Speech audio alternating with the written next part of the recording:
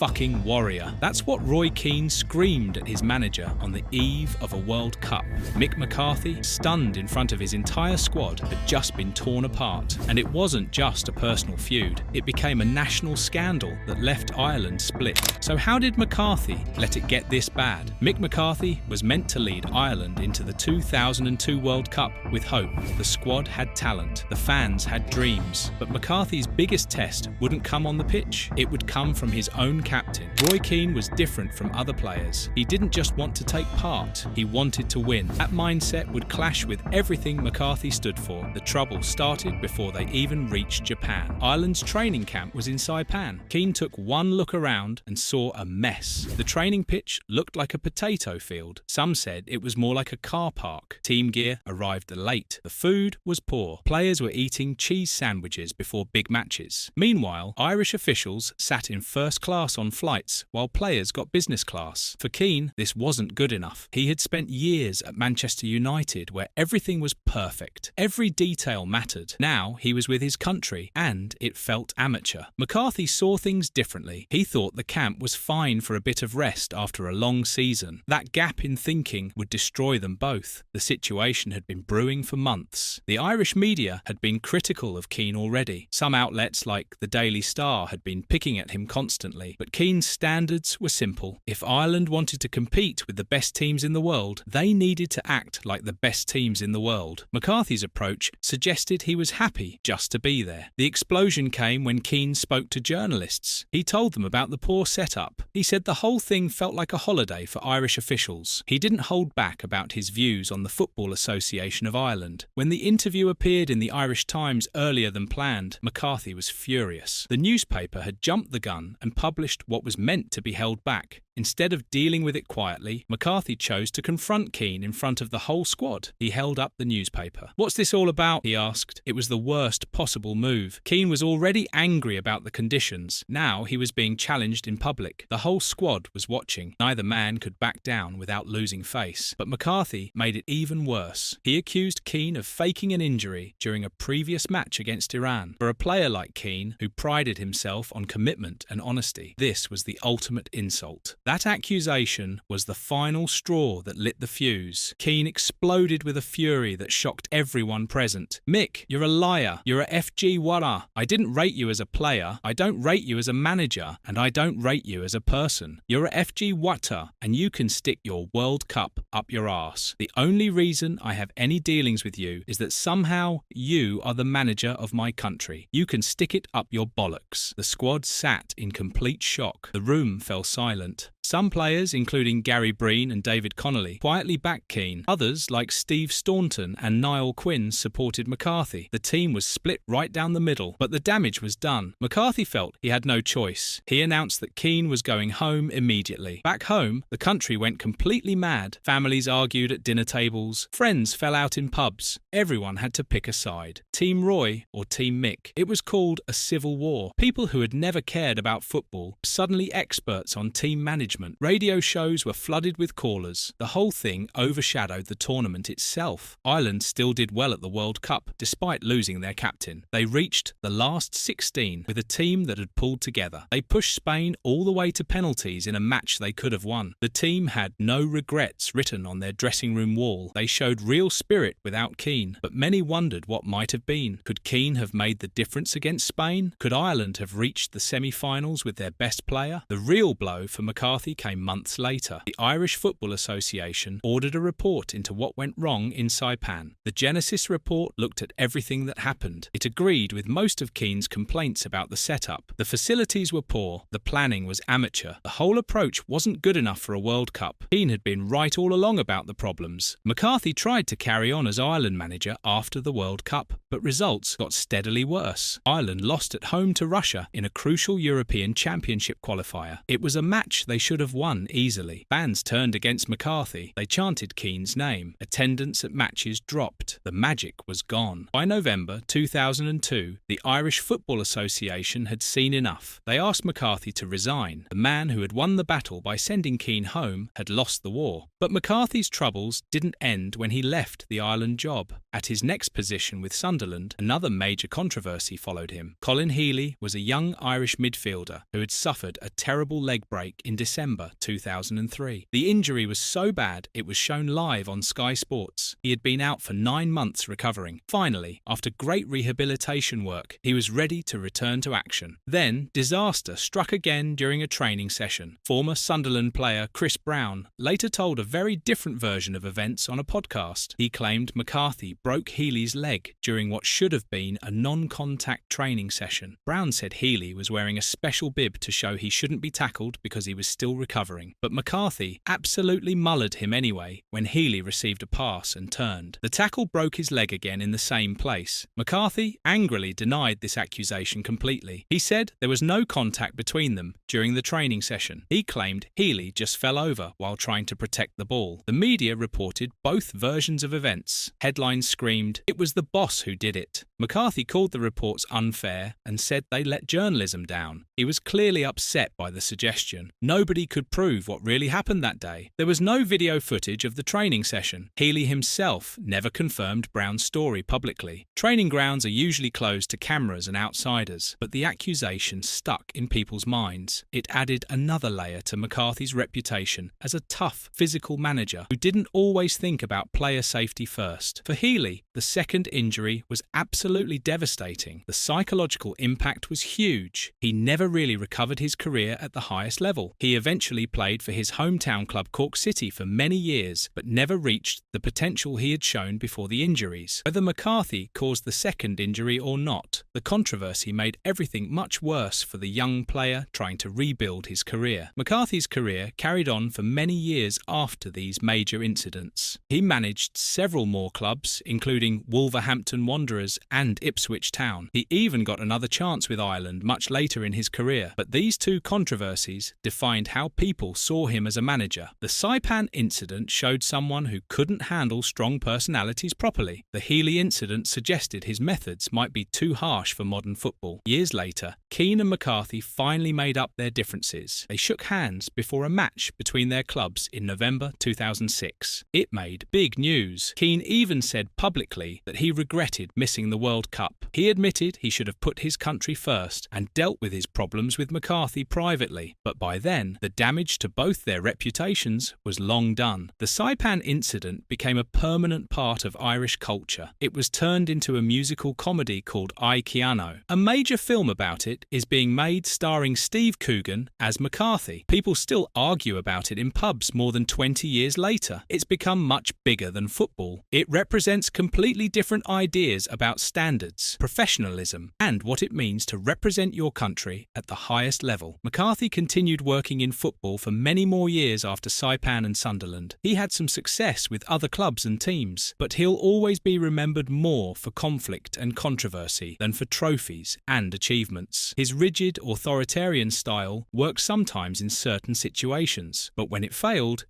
spectacularly and very publicly. He had a talent for turning manageable problems into national crises that damaged everyone involved. The truth is that McCarthy didn't just lose control of a team in those few days in Saipan, he lost the trust of an entire nation. The Genesis report later proved that Keane's complaints about standards were completely valid.